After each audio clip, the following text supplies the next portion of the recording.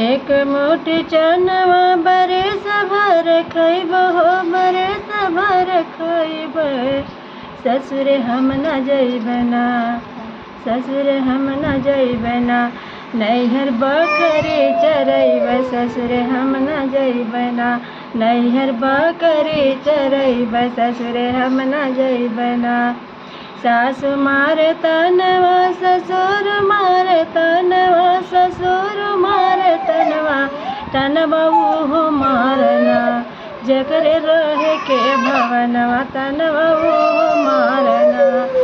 जकरे रहे के भवनवा तनवा वो मारना।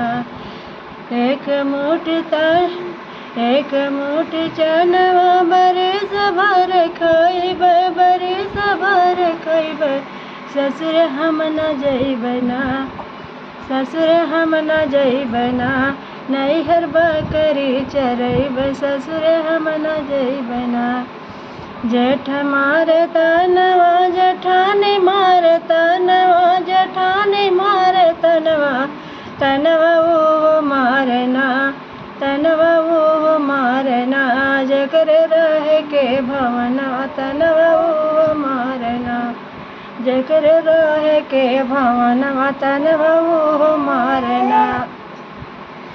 एक मुट्ठी चनवा बरस भर खइब बरस भर खइब। ससुर हम न जइब ना नैहर भैंसी चरइब। ससुर हम न जइब ना नैहर भैंसी चरइब। ससुर हम न जइब ना।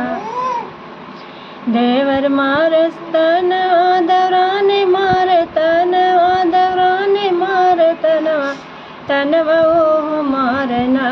जकरे रहे के भवनवा तनवा वो मारना। जकरे रहे के भवनवा तनवा